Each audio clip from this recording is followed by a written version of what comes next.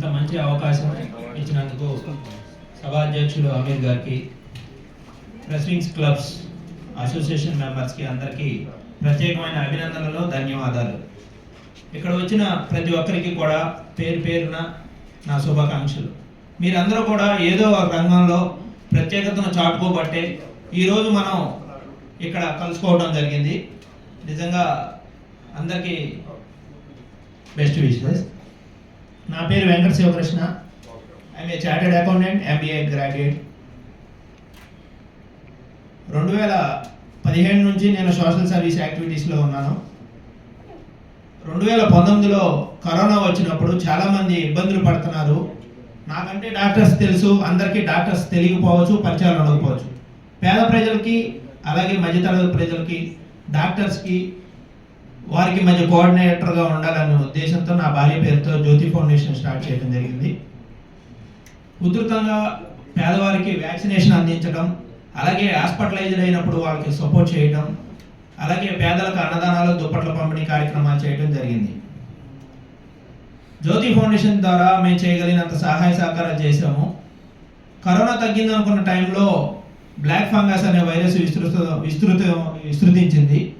అప్పుడు హెడ్రోడ్రగ్స్ వారితో అలాగే అప్పుడున్న BRS గవర్నమెంట్తో కలిసి పనిచేస్తూ రెమిడిసివిర్ ఇంజెక్షన్ ఎవరికి ఏ అవసరం ఉందో వారికి అందించే విధంగా ప్రణాళికలు రచించి అందించడం జరిగింది.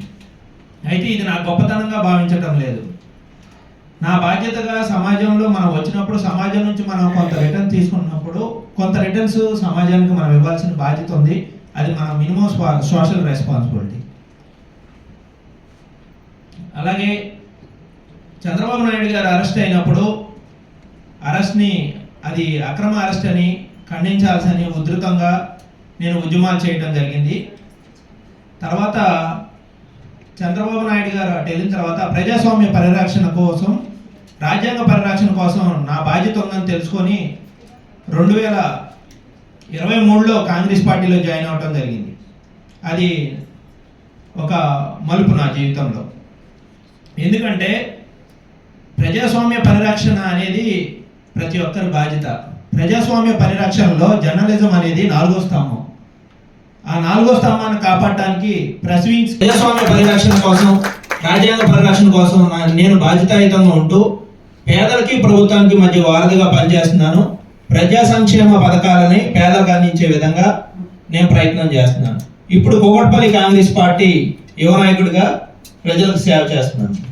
ఇక్కడికి వచ్చిన ప్రతి ఒక్కరికి కూడా మరొకసారి మీరు ప్రతి ఒక్కళ్ళు కూడా కింద కూర్చున్న వాళ్ళు చిన్నవాళ్ళు కాదు, పైన కూర్చున్న వాళ్ళు పెద్దవాళ్ళు కాదు, ప్రతి ఒక్కళ్ళు సోషల్ సర్వీస్లోనే ఉన్నారు.